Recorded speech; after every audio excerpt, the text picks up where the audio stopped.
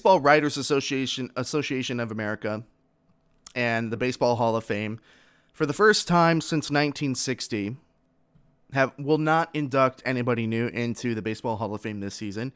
Again, the first time since 1960 that's the case, that the hall will remain frozen. It's the first time since 2013 that potential inductees to the Hall of Fame have not reached, that no one person has reached the 75% approval rating to get inducted. And this is pretty big news if you're a baseball fan. I am not the strongest baseball fan, so I was very curious to read about this and figure out what was going on. And the first thing that I actually did is I asked my roommate, who's a gigantic race fan. I'm like, how rare is this that nobody gets inducted to the Baseball Hall of Fame during a given year? And he said, this never happens. And lo and behold, he was absolutely right. This never happens. This is actually really insane and really crazy that nobody is getting inducted into the Baseball Hall of Fame this year. And part of the reason why is, okay, there's the Baseball Writing Association of America, the BBWAA, but we'll just say, can we see Baseball Association of America? Is everybody okay with that annotation? Okay, fine, perfect. That's what we're going for. This is the first season since 2013 that not one player has reached the 75% quota needed to be inducted into the Baseball Hall of Fame. The three closest players were Curt Schilling at 71.1%, Barry Bonds at 61.8%, and Roger Clemens at 61.6%. Now, it's really interesting because these people all have mental asterisks next to their name when it comes to baseball induction. Curt Schilling has been, the closest, but Curt Schilling in recent years has been an absolute social media terror. He's had a number of social media gaffes, including supporting the Capitol raid, appearing to support lynching of journalists in a 2016 tweet, and of course he was fired by ESPN as an ESPN analyst due to some transphobic and xenophobic comments over the past couple of years. And, then there's Barry Bonds and Roger Clemens, who both players were accused of using steroids throughout their career. Barry Bonds has denied willingly knowing that he used steroids, and Roger Clemens has completely denied those accusations altogether. But it brings up the question, how much should we bring morality into the equation when it comes to electing these Hall of Fame players? And just where do we draw the line between the art and the artist? And if so, do we reevaluate the process of inducting players into the Hall of Fame? Because I find the specific players extremely interesting. Where do you draw the line? For me, the morality line is really clear. If this former player has negatively affected people's lives enough, now, and it gets down to the personal level. It's not just, they said something really bad that some people don't agree with. Let's go down to the darkest corner of the street, the darkest corner of the room. Say a player sexually assaulted or sexually harassed a female. That is grounds enough, for sure, and I think a lot of people will agree with this, to bar them induction from any Hall of Fame, whether that be the NFL, the NBA, or the MLB. Say Kareem Hunt becomes a Hall of Famer one day, or is in the process of becoming a Hall of Famer one day. You take a look at the incident that he had in the hotel where he kicked a woman, and you say, that is reason enough for him not to be inducted into the NFL Hall of Fame. Just as an example, that's where the line is for me. If there is personal harm or injury done to people, if somebody's lives have been permanently affected negatively by the player in question being inducted into the Hall of Fame, that's where you draw the line. I don't care necessarily if, obviously, the things that Curt Schilling said were horrible. I do not agree with them, and that starts pushing on the morality as well, because, man, those things that he said definitely could have hurt people, but words are words and actions are actions. If there are actions that the player does that harms another person, that is immediately grounds for me to say they should not be in the Hall of Fame. It doesn't matter what they did on a football field. It definitely matters what they did off the field, and this should take precedence over that. But in the case of Barry Bonds and Roger Clemens, the most trash that people have on Barry Bonds and Roger Clemens is that they potentially could have cheated. Now, cheating is an entire another slice of the pie here in the story.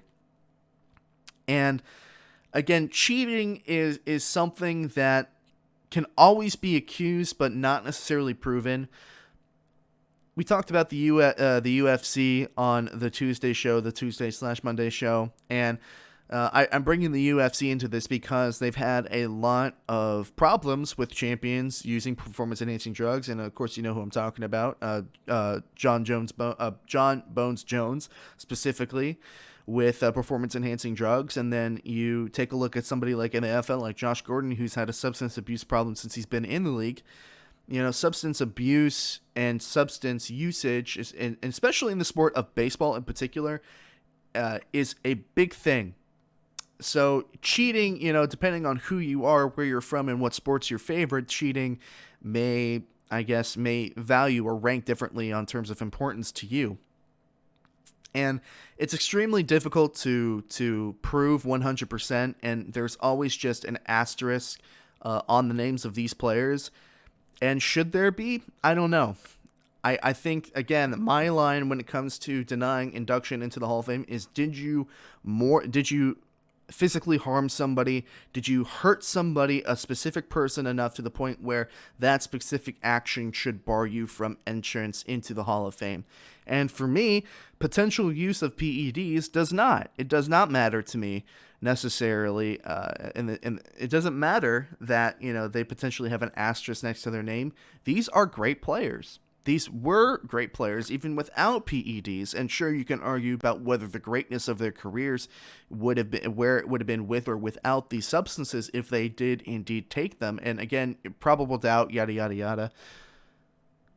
I don't think that should be enough to bar them from entrance into the Hall of Fame. And obviously, the Baseball Writer Association of America, they you know, basically hold these names for 10 years. You have 10 years to get in, and then if you don't get in, you go to an era veteran-based committee in which they can vote you in as well.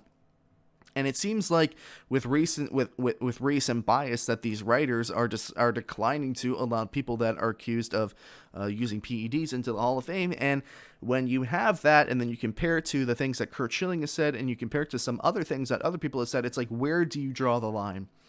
And if so, do you need to change the process? Do there need to be more voters?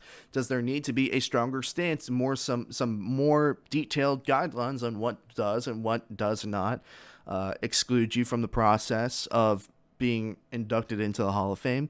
And I think that's important questions that baseball needs to ask. Now, obviously, this is kind of I guess, not necessarily a formality. It's kind of an awkward situation because coronavirus, again, is the culprit of why this is even news, because there were no winter meetings, and those winter meetings were held via Zoom call instead of physical actual meetings. So the committee that inducts players that have gone past their 10 years of eligibility to be inducted by the Baseball Writers Association of America, you know, they were not allowed to meet. So that's why there's no people being inducted on that side of things.